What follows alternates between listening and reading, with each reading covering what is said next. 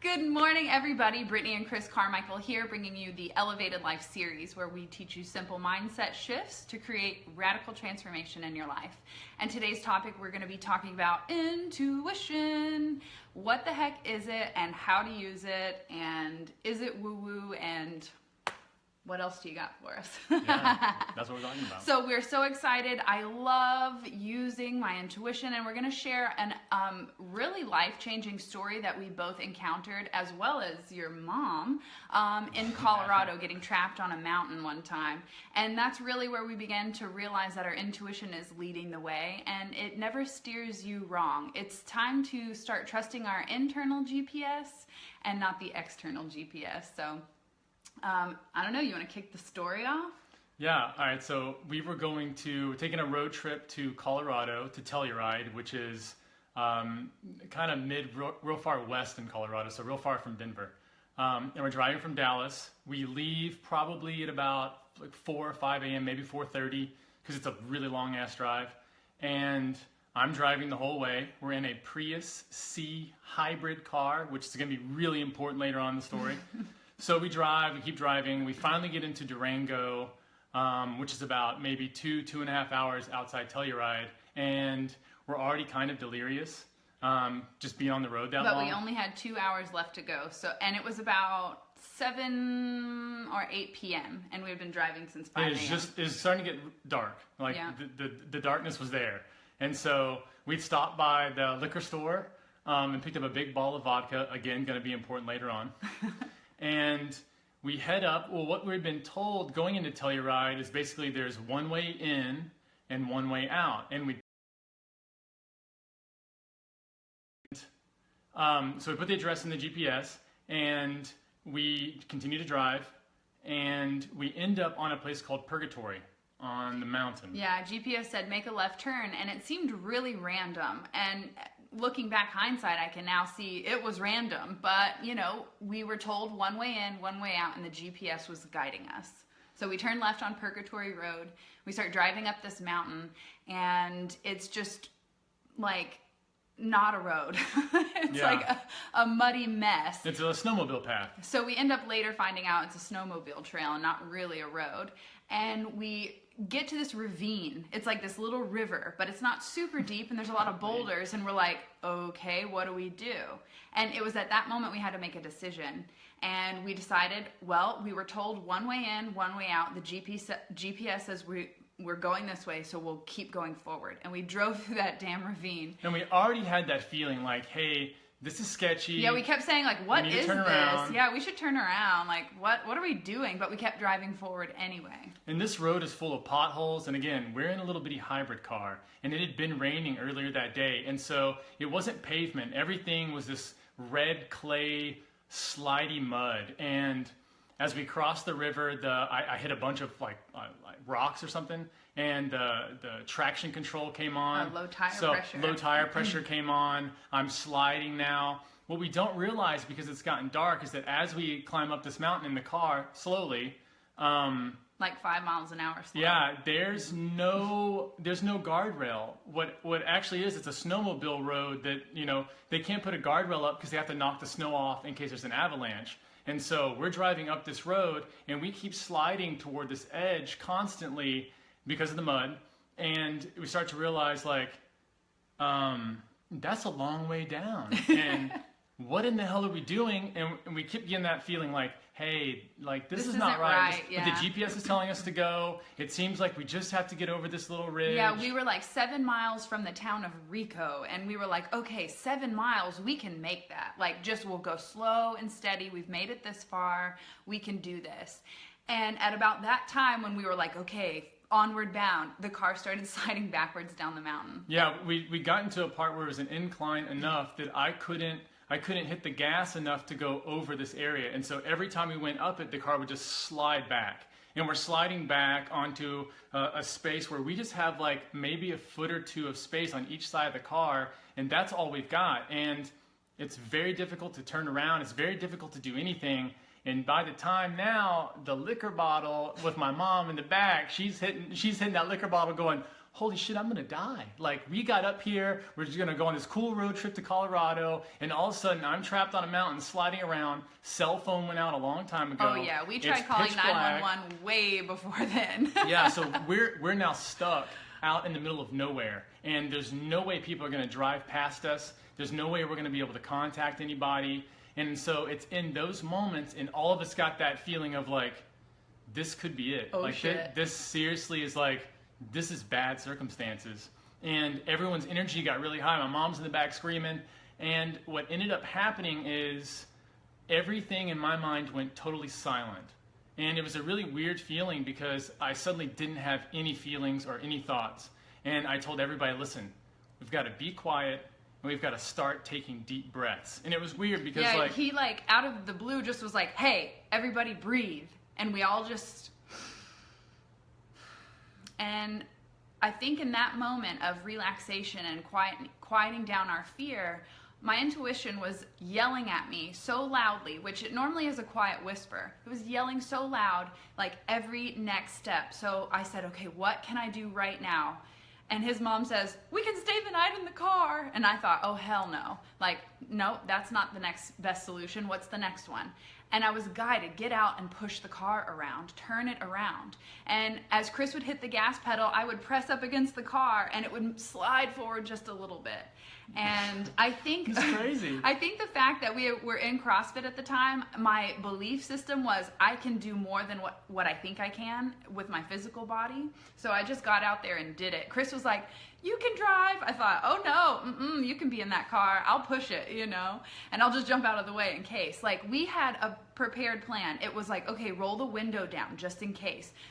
Do this, unlock the door, you know, jump out of the way. If the car starts to go this way, you need to jump this way. Like, we had a plan, and that plan was developed through intuition. It was in the moment of, holy shit, I'm giving up control and I'm trusting. And the divine guidance just poured in and poured in and poured in. And you guys, you don't have to wait until you get trapped on a mountain to listen to this guidance. But at this moment in our life, it was just yelling at us.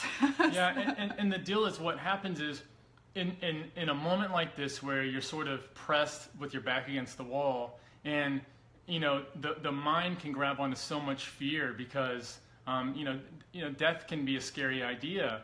But what happens is, when you stop and you just become silent and you focus on your breathing, the fear starts to dissipate. And that's exactly what happened. We all of a sudden realized we have to turn the car around.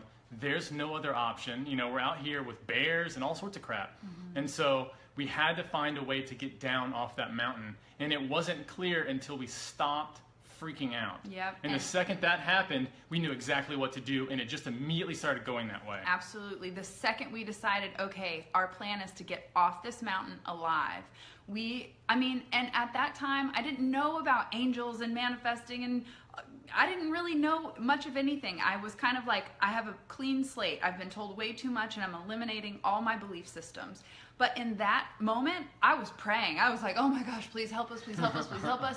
And that was part of the lesson, because now I look back and say, okay, when we're in a dire situation and we trust in divine guidance, who are we asking, who are we reaching out to, or what are we reaching out to? And whatever that might be is there and will guide you and will protect you and will lead you. And it happened. And we ended up turning that car around, driving back through that damn ravine. And it was really interesting because when we got to the ravine, we knew what was ahead of us. So we kind of prepared. And Chris left the front door of the car open, and Gwen and I, his mom, are sitting in the car. And he's moving boulders in the ravine so that we can make a clear path through. And right at that time, the lights are shining on him. I get just every hair on my arm stands up, and I'm like, oh, something's out there. And Chris's mom said, I felt it too. And so I put my hand on the horn because I knew something was going on. I could just feel it because I was so in the moment. I was so in tune and aware and listening and open to guidance. So I put my hand on the horn, and before I could even press it, Chris stands up, looks around, and walks back to the car, slams the door, and goes, there was something out there. So, I have the chills thinking about it. Because it was that moment that I was like, okay, there's a lesson to be learned here. There's a lesson to be learned. And that voice, that guidance that says there's a lesson to be learned is what is guiding you to that next step, to that next book, to that next teacher. And if you have the courage to trust it, you will be guided in a way that will take you outside your comfort zones, but you will be supported. Yeah, we were talking before we got on here about the definition of what is intuition. So we were talking about intuition is knowing without reasoning or logic. And so when we were on that mountain, all the reasoning and logic said, hey, we can only get there one way. The GPS says this is the way. This must be the way. But on a different level, we knew that we couldn't go that way. And so there's that voice that's always there. And it's always kind of reminding us to do the things that we need to do. And a lot of times it has nothing to do with thinking about it.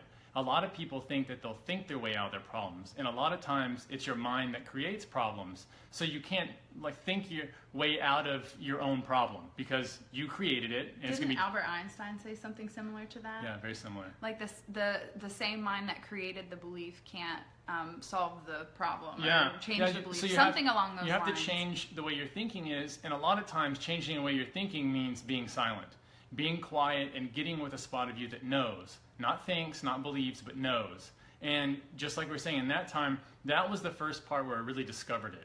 Where, it was in that life or death situation where I don't know that we had much of a choice. And as sketchy as it was, we got off of there, and as we got over we were done coming back on the Colorado trip, we were all talking like, why did that happen? Like, what were we learning? Like, what was the deal? And it was to start trusting yourself and to start trusting in the possibility that a lot of the answers you already have.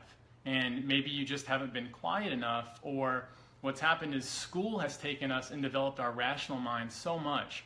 And we've spent so much time with language and learning that a lot of times we've forgotten that a lot of things that really matter are inside ourselves. And so we just haven't developed that skill. If you watch kids and stuff like that, you see they're doing it all the time. Intuition's all around them.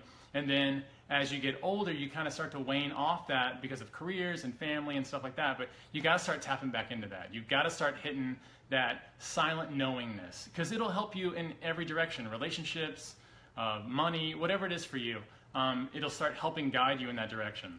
Yeah, it was in that moment where I began to trust my gut that I became dedicated to listening to that inner voice, and it has led me to this moment. And you guys know I've developed, psychic mediumship through opening up my mind and allowing what is my purpose here in life, and this is it for me. And it wasn't until I was in alignment with that voice within me that was leading to the next step. And it's funny because the next situation that happened right when we came back from Colorado was I was guided to the bookstore. We were thinking about creating a paleo book, recipe book. This was about 4 or 5 years ago when we were doing that before we switched to a plant-based lifestyle. So you always have to be willing to challenge your beliefs and the habits and the things that you're doing in your life. So we went from one end of the spectrum to the other, and here we are 5 years later with a plant-based lifestyle. So I digress. I'm at the bookstore. We're looking at paleo cookbooks because there aren't very many, and we're like, oh, we should create a recipe book. And I had that inner knowing again, and it said turn around. And I thought, the last time I heard turn around, I was almost dead on a mountain, so I'm turning around. And so I turned around in the bookstore, and lo and behold, I'm in the woo-woo new age section, and there's this rainbow colored book that just stood out like a sore thumb, and I picked it up, and the name of it was Trust Your Vibes by Sonia Choquette, and I bought 2 of them. And I then began to dedicate myself to listening to that guiding voice and understanding that we all are sixth sensory. We all have this knowing, this feeling, this vibes. Like, we can feel it. When someone shitty walks into a room, you can go, oh, okay, no thank you. And when someone joyful walks into a room, you're like, oh, come closer, my friend, Yeah. So it's the same thing. So why can you trust it, when you're almost about to die, but you don't trust it on taking that next step in business, or getting out of that relationship you need to get out of, or quitting that,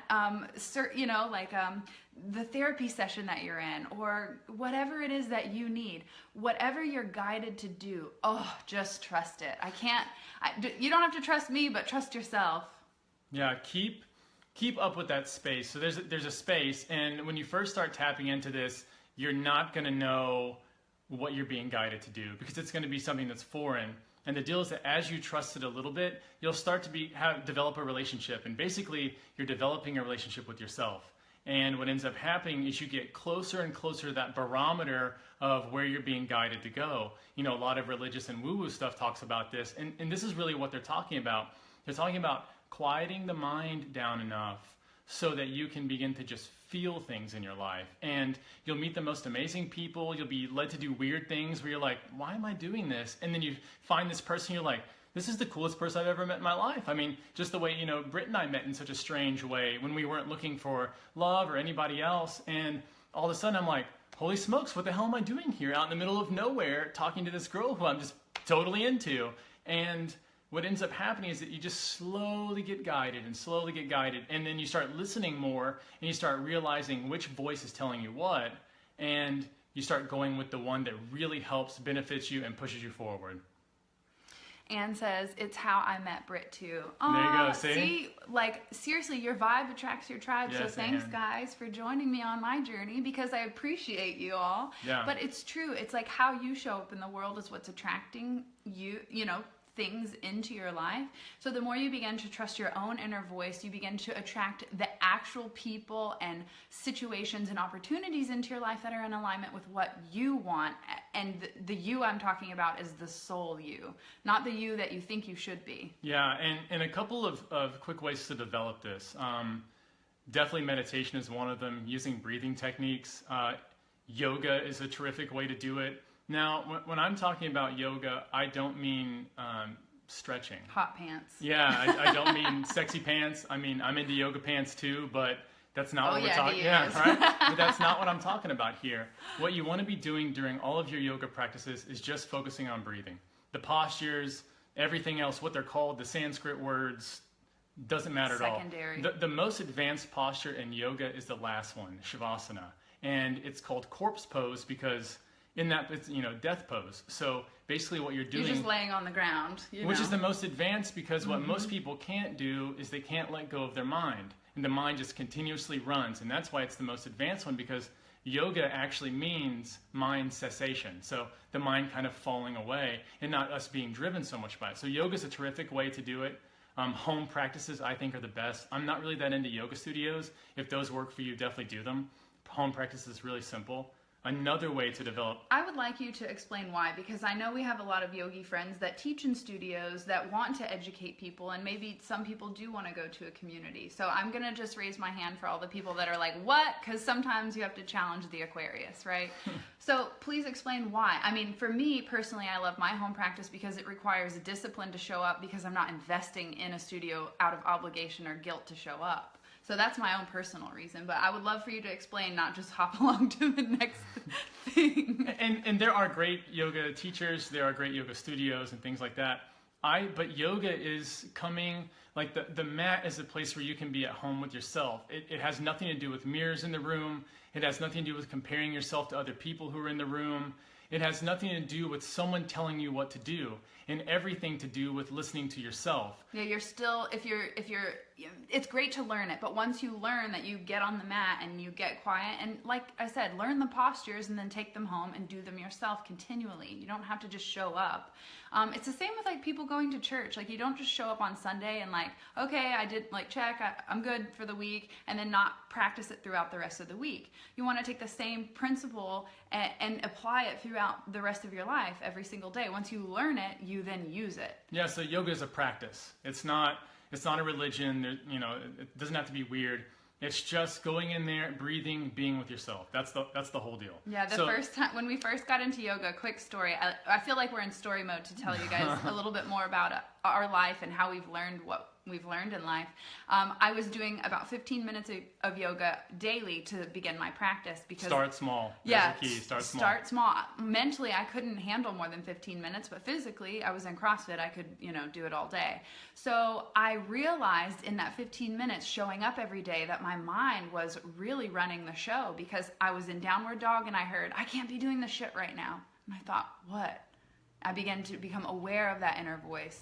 And I began to have conversations with it. So I realized I'm having conversations between my soul and my mind. And the soul says, what shit? And the mind says, oh, this yoga stuff. And the soul says, why? And the mind says, because I've got to go do laundry. And I knew in that moment I was bullshitting myself because I haven't done laundry in about 4 or 5 years, or 10, so thank you. So you do yoga, you do meditation, you go on quiet nature walks, you shut your mind down so that you can listen, so that you can become aware of what the soul is trying to speak to you. Yeah, and you're not trying, it's not that you're trying to do something. And it's not that you're going to make the mind stop. You're not trying to stop your thoughts. You're not trying to only have good thoughts. You're not trying to only have bad thoughts. None of that matters. Just notice. What matters is that your mind can rattle and you can let it. And it's totally fine. So that's what she's saying in yoga. You'll find that your mind starts rattling. It's like, what the hell are we doing this for? I don't need to stretch. Is this just stretches? And you get this like constant banter that goes on. And eventually you stop like paying attention to it and it just kind of goes away. The reason for the home practice is that you want to eliminate all of the barriers to get in. And distractions. Yeah, but the barriers meaning like if you think, oh, I've got to do it for an hour, but I don't have an hour. You don't. Do it for 5 minutes. And if you think, well, I don't have the money, or I don't want to go to a studio, or it's weird to be in front of a bunch of people, don't do it. Do it at home. Do it by yourself. And oh, I've got to have this mat, or I've got to have these clothes. You don't. Do it in regular shorts, a t-shirt, sports bra, whatever it is for you. Naked. Do it on a carpet in your bedroom. It doesn't have to be something. There's not a big barrier of entry here. Do whatever is the smallest way to just get started. You don't have to do it, 7 days a week for an hour and a half every day. No. Just start. So the last one I want to tell you about, the last way to develop this is get creative. When you use your creative gifts, and whatever that means for you, if that's singing, if that's painting, writing, whatever it is, use those gifts, because get colorful. You'll tap into the flow state, right? Which is exactly what we're talking about. And in that state, just like when you're in the shower or whatever, you start to have these ideas that come up and you're like, damn, that was a good idea. It's because you weren't thinking about anything.